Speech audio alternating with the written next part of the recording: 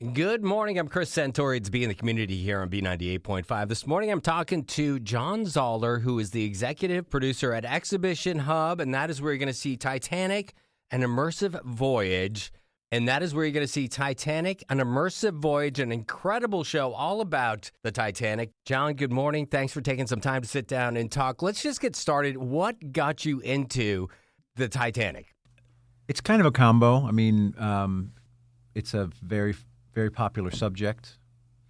I've been around a lot of Titanic artifacts. A lot of people love the story. I mean, I'm fascinated by the story, but it's a combo of just the demand plus there's always something else to learn. I think that's the cool part is that like you talked about earlier, the 2,000 stories of the folks that were on the Titanic between the time it hit the iceberg and the time that things started to really happen. There's a lot of stories that are untold. And as you find those artifacts, are you getting those stories? One of the things that has really come up in this iteration of this exhibition experience we've created is a lot of people say Titanic was the ship of dreams. It was the greatest ship ever built. And you think that that's hyperbole because it's so long ago. It's at the bottom of the ocean. We're never going to see it again at the surface.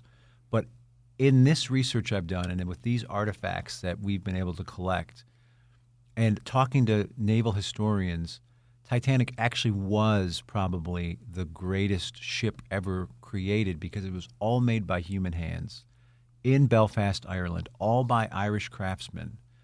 Every single detail was hand done. So it was like walking into the most elaborate hotel that you've ever been into in modern day. And today's cruise ships, although they may be larger, they don't come anywhere close to the finishes and the attention to detail that was taken, in the care that was taken to build Titanic. So how long did this process take to build not only the Titanic, but it had sister ships as well, right? Were they all ongoing at the same time?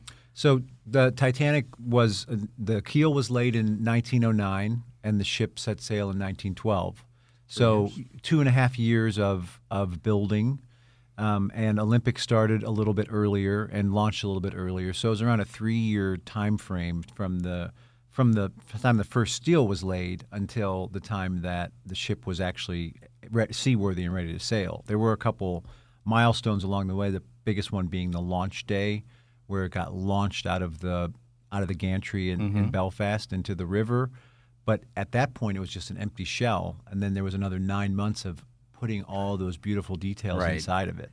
That must have been an interesting time frame. Just people always working, and I'm sure the safety wasn't like it is today. So just things getting done by hand, but probably getting done the wrong way. Well, there were several deaths during the time frame. Right. A lot of it having to do with people climbing the giant scaffolding and falling from the scaffolding.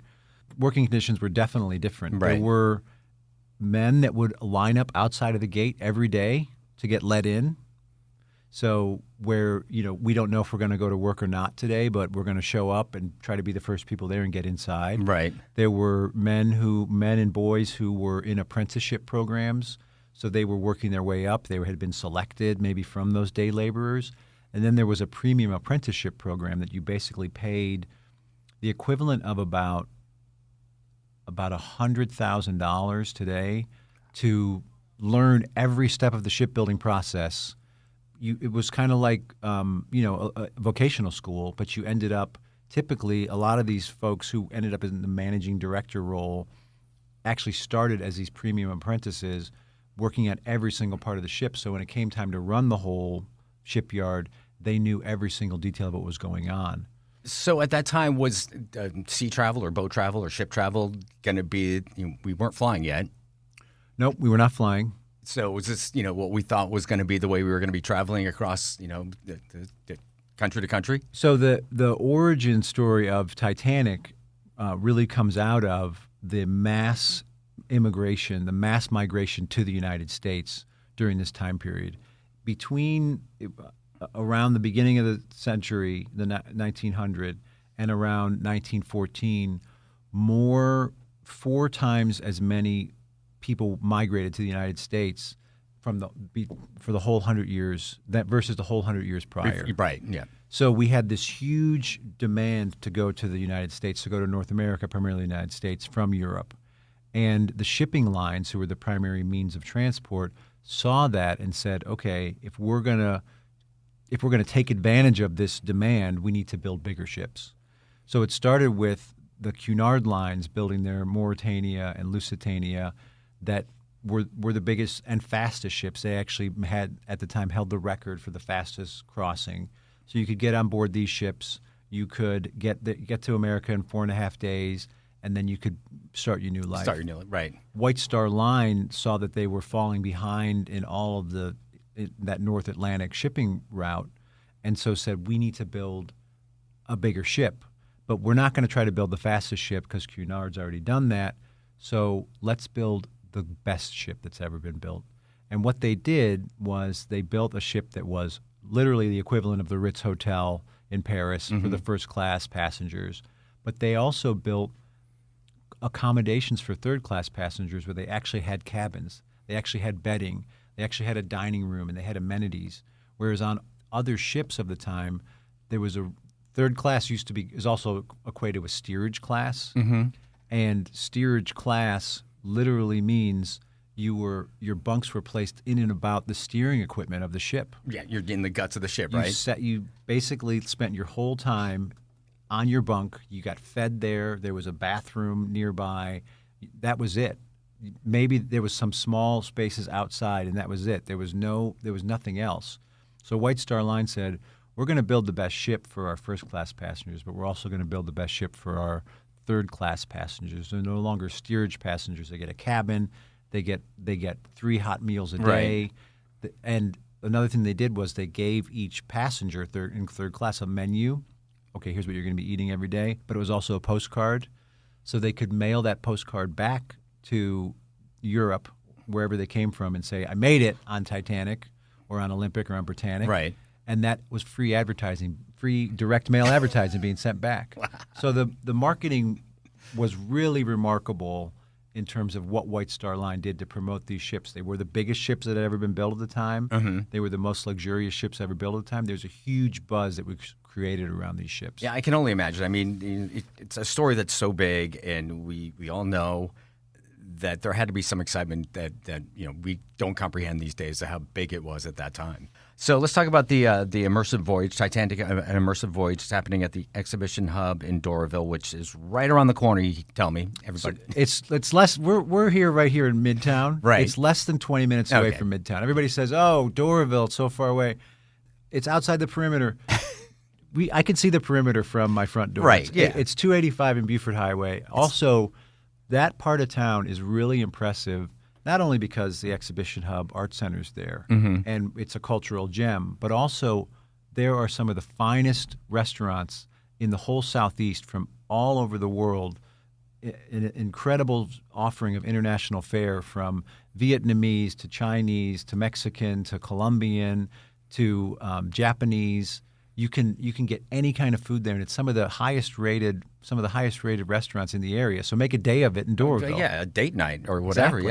Yeah, because the exhibition will take about 60 to 90 minutes to go through the whole thing. You could spend a little bit more time in there too, but 60 to 90 is a good time frame. So you do that, then dinner, or dinner, then that. And we have a cafe as well in the Art Center, so you can come in early, have a cup of coffee and a pastry, stay late, have a glass of wine and a beer. And let's talk about what we're going to see when we get in there. I mean, we're going to see some artifacts. We're going to see some experiences. Go through those things. So Titanic and Immersive Voyage really helps describe what you're going to experience. We all, to a certain degree, know something about the Titanic story. Our goal was to tell the story in a way where you actually feel like you're there on the ship. So when we start, but we also want to set the context for it. So when you first enter the experience, you go into a foyer, almost like a historian's library, pop culture historian's library. Okay. You see all these artifacts and items from Titanic, the hundreds of books that have been written about the subject, board games, little mementos, props from the movie. Right. So all these items are surrounding you, and we ask the question, why is Titanic so important? And why is it so important to you? And then we say, let's go back and tell the story of the ship and you can find out why it's so important to you.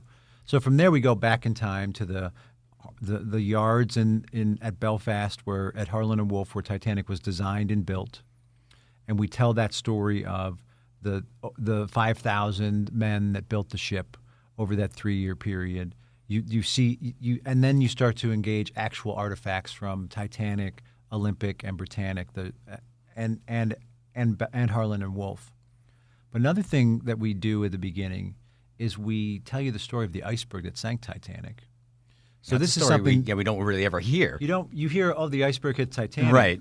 But actually, the iceberg that struck the Titanic was formed around the same time that Titanic's first steel was being laid for her keel. It calved off the coast of Greenland in 1909, and then made its way circuitously up north above the Arctic Circle, came down in the Labrador Currents along the coast of Canada, and due to a sort of a freak weather event where the sea temperatures were a lot colder than they normally were, it made its way out into the open ocean to put it directly on the path with the most glorious ship ever built.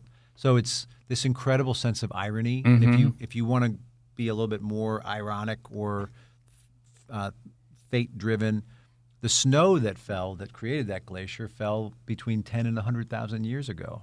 So this Titanic was doomed from the start. From the start, before it even started, before the idea even happened. But that's a great moment to kind of also set the context. So we introduce the villain early, but then we get you back into the story. You go into these incredible recreations of the ship. So now you find yourself at the docks at Southampton on the day of departure. You're looking at a massive wall of the ship that's that first-class entrance. And in this area, you learn about how the third-class passengers were processed versus the first-class passengers. You meet the crew. You meet Captain Smith, the captain of the ship, the Commodore of the White Star Line. And then you enter the ship, and then you can explore all the luxuries of first class, including a visit to the grand staircase and the first-class dining room, where you really get a sense through these artifacts that are being displayed and special photographs that we've colorized. So we have taken black and white photographs and worked with historians to match up the colorization of what the ship actually looked like. So our goal in this part of the experience is to really make you feel like you're on the ship on the day of departure, during her maiden voyage. It's not about a wreck at the bottom of the ocean. It's about the glory and splendor of the ship. Which I think is a different story that, we've heard the wreck on the bottom of the ocean story. But there's something bigger than that. What was taking off what was departing that day is this amazing event that people were so excited about at the time. It was the talk of the event of the century, without a doubt. You had people changing their travel plans to be on Titanic, like you would today for I have to be at this I have to see Taylor Swift in this in this I gotta city, go here somewhere. That's cool. But you also had people who were moved to the Titanic because of a coal strike. So there were a lot of ships that weren't sailing because the miners in Wales were striking. That was the special coal that was used to power the ships. But White Star Line said, we are not going to wait any longer because there had been several delays. We're leaving on April 10th. We're not waiting any longer. So a lot of people got redirected to Titanic, thinking they were so lucky to be on the most glorious ship ever built. And they were, except for that fateful collision with the iceberg. I mean, all these coincidences or things that happened, we all think of those things when these things happen. But as you tell the story, there's just so many. And again, we were talking about what's so fascinating about it. That continues to fascinate me. I mean, for a long, long time, I've said, and a lot of people have said, Titanic's like a Greek tragedy, like a modern-day Greek tragedy. Yeah. It's an unrelated series of events fueled by fate and human decision that put these 2,200-plus people in the middle of the ocean in front of this iceberg in the middle of the night during a freezing cold time in the North Atlantic. And that's what we get into in the second half of the experience is we place you on the bridge so you see the ice warnings coming in throughout the day. We put you in the crow's nest where you have to try to spot the iceberg before it hits the ship. You go into the boiler rooms where you experience the breach of the hull, which is the first place the water started pouring in. And then we place you in a lifeboat where you witness the Titanic sinking her story is told through the wireless messages that she was sending out during her final hours. So it's almost like last text messages from the Titanic. And that's really cool. And it's really all of that is very, very powerful and emotional. We also connect you with a passenger. You get a boarding pass, so that you're a first class passenger, second class passenger, crew member, third class passenger, and you're now wondering what's going on with that person. And at the end of this experience, we have a memorial gallery where you actually can take that boarding pass and you can look on the memorial wall and see if your passenger survived or was lost. And that really brings it home for people. Yeah, this connection right there. But all of that emotional buildup throughout the experience makes that even more powerful in this particular Titanic exhibition. It sounds amazing, and I cannot wait to go. Like I said earlier, I've never seen the movie Titanic. That does not mean I don't care about the Titanic. Well, it'd be great for you to go to this and then see it, and maybe? then see the movie and be like, oh, Cameron got that wrong. Yeah, I don't know if I'm going to give up 3 hours at this point. Now, one thing that we're really proud of, and we're proud of the whole experience, but is the walking virtual reality experience. At the end of the overall experience, you put on a pair of virtual reality goggles and you actually do dive to the ship.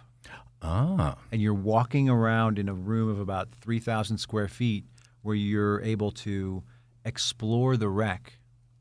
Then we place you you get to go into the wreck, and then the ship comes to life as though it's as it's sailing day, right? As though it's still in its glory, and you experience the sinking another way, a very powerful way. So, but when you put those goggles on and you're exploring the wreck, you finally get a sense of how big this thing is, because looking at photographs on, however big, or on your phone, or looking at an artifact which helps tell the story in a way, nothing compares to that sense of being there, and we actually, through this technology, can place you there now.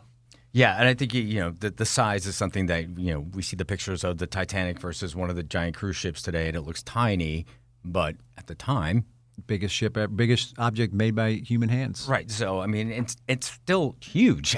It was huge, and its story is even bigger, and it grows over time. Well, this sounds like a fun exhibition that I can't wait to see now, because it's right down the street and it's going on. And it's literally the tip of the iceberg. What I've told you, we're scratching the surface. Right. It is so rich, and it will appeal to every type of learner: the reader, the skimmer, the experiential advocate. Kids love it. It's great for seniors, great for families, a great date night. It really is a cross-generational story that we've created to have this cross-generational appeal. Yeah, I mean, it definitely does. And I think, you're going to see, kids. Like, my kids probably don't know about the Titanic other than it's a movie. But I think I'd like them to see this and see, this piece of history that we grew up with and learned about. And it was one of the biggest stories, not growing up, but it was always there. So, and it's still there. It's still there. I want to go see it. It's a monument at the bottom of the ocean right now. It's incredible that it's still with us. All right, John, I appreciate you coming in today and talking about this. The Titanic, an Immersive Voyage Exhibition Hub, Atlanta Arts Center, Beaufort Highway in Doraville. It's running now every day. So we're open every day except Tuesday. Best way to get your tickets is expo-titanic.com. During the week, we open at 10. On the weekends, we open at 9:30. We're open a little bit later on Friday nights and Saturday nights. And it's all ages. Anybody can go there. You said that. The kids are going to love it. You're going to love it. The seniors are going to love it. Everybody's going to love it. And we're also running our Van Gogh Immersive Experience in the same building, so you can make a day of it at the Art Center while you're making a day of it in Doraville. Sounds like so much fun. John, thank you so much for coming in today. Thanks, Appreciate Chris. it.